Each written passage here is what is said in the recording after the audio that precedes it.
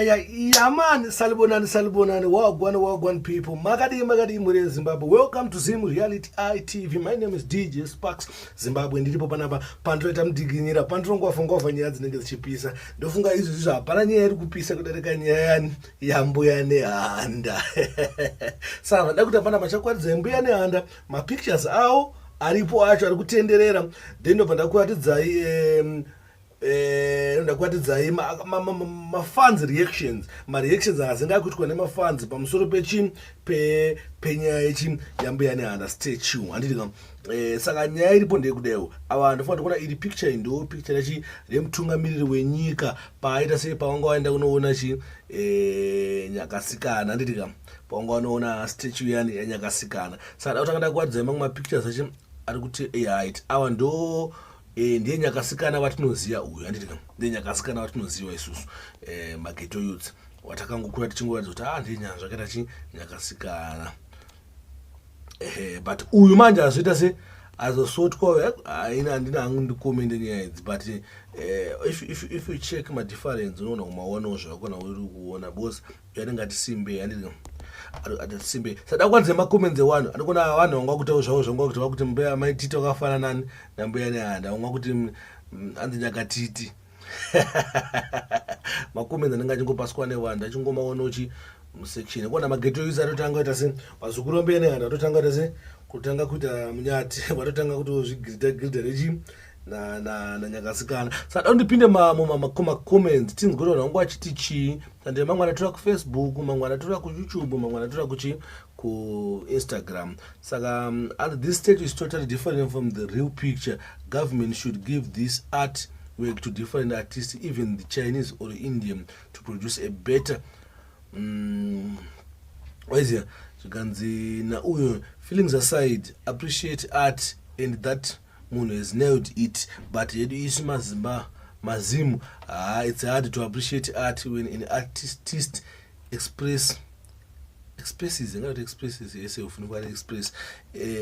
herself or himself to shoropodza sterek ndo ngwa ndinawo vamwe vanokwanisa kuverenga munongozviverengera mega but unongokuverengera zvemufilm zvikanzi natafadzwa aitambomira majokes zvikanzi juggling zvikanzi munyatso wakamira pastatue apo ona vangu zvakutarisa hanzi wapiwa mutaka pastatue hanzi Mbuya Nehanda natsi anoda kuti chiyo masinorevechi kusaiza Mbuya Nehanda hashtag hanzi hashtag zim kusaiza Mbuya Nehanda kuvaita kaslay queen kudaro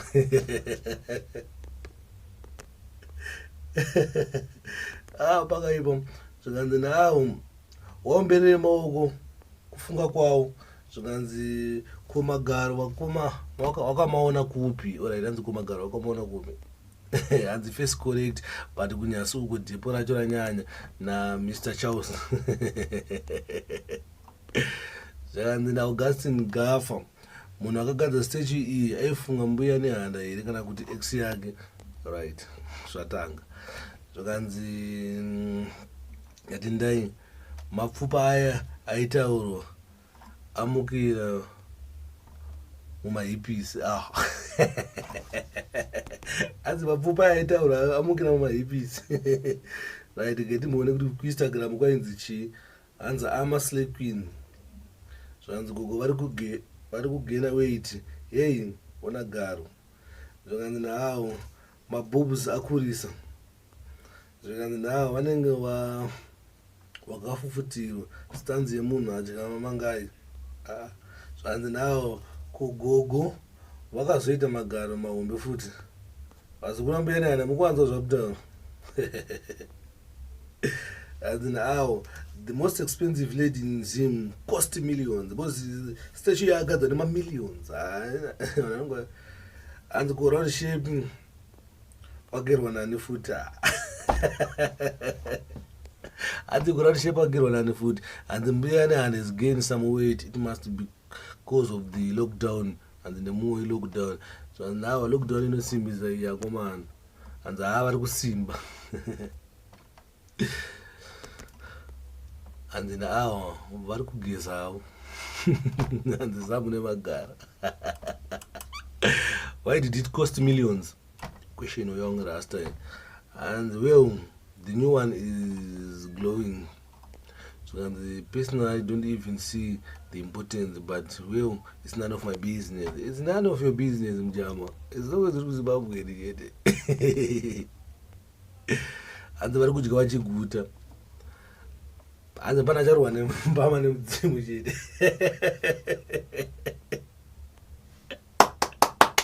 And the Panajar one, Bama Zimuji. Ah, where did I get that? And cheers, cheers, go on and cheers, right? Cheers, right? Chine structure kupfura umwe vanhu vatinoziva. And the Katinda go boy, Mbuya come to sling. Ah, ungacharwa mbaba nemudzimu chete. Chidhori chine structure. Saka makomenti akawanda kuti munhu wekuti Ninja Lips waiti chi. Saka Ninja Lips ndakatarisa picture iyo iri kubuda kumberi chete. And agona toenda kumashure hakusi kuoneka zvichireva kuti aita zvemusoro wake. Wakuita kunge wakurwadziwa nemudumbu. Bozi picture Mbuya Nehanda tinoziva kumashure kwakusabuda, but iye kumashure vakazisawo zvemusoro wavo nezvemusoro wavo zvishuwa. Hanzi Nehanda Nyakasikana. Alright. That's the slave queen version of Mbuya Nehanda. Edinzwabo hanzi wakamisa garo sei, hanzi wakamisa garo sei kuita kunge ndirasta vachidhuru. So hanzi namadambozi esineya. Caption killed me. Mbuya Lips namboiverenga. Saka ndozvitaurwa nevanhu, handazotora hangu ese, but ndifunga mangono picture yevanhu ndozvitaurwa nevanhu about statue yani yaMbuya Nehanda. Ndo muonero vavo, ndo macomments anga achipiwa. But ndine mumwe mutauri so mutauri uyo ane imwe point anga achitaura kuti uyu DJ Ngarandi anga achiti the lady in the picture is not Nehanda. She is Charwe wekwahwata Mufakosi. She was a spirit medium of Nehanda, meaning that Charwe and Nehanda are two separate people. Charwe Nyamita.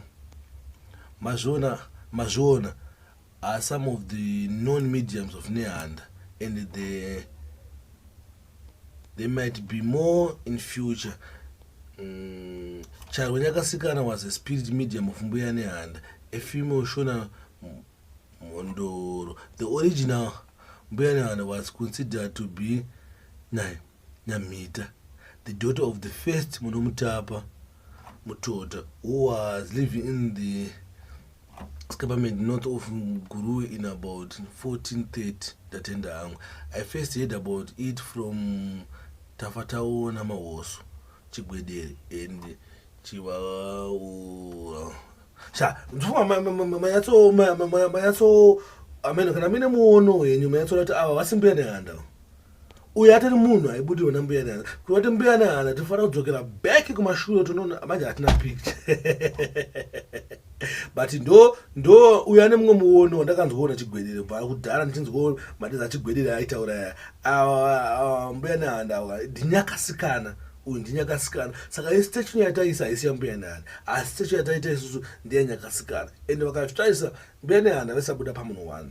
Ungane vanhu vakati wandei vaibudisa. Saka I don't know why tachuzed uyu. Maybe ingori example ichi zvinhu zvacho. Hatifanira kuzanyodhipisa still, kuti takadhipisa sometimes spiritual takazvidhipisa zvinotadza kumeka sense. Saka ndozvanga ndinazvo. My name is DJ Spark Zimbabwe. Ndiripo panapa paZimu Reality ITV. Pandinongwavha malatest, pandinongwavha nyaya dzinenge dzichipisa. Ndinongoti Mwari komborerai Zimu Reality ITV. Mwari komborerai Zimbabwe. Omana ngatisakanganweko kudabatira nyika nekukanga nekunamatira chi nekuzvinamatira, because December tapinda mawambe murambe toziva kuti kunenge kuchiita vanhu vanonge vakafarisa tika. Saka da kuti tinamate kuna Mwari kuti maaccident akawanda asati asaitika. Thank you.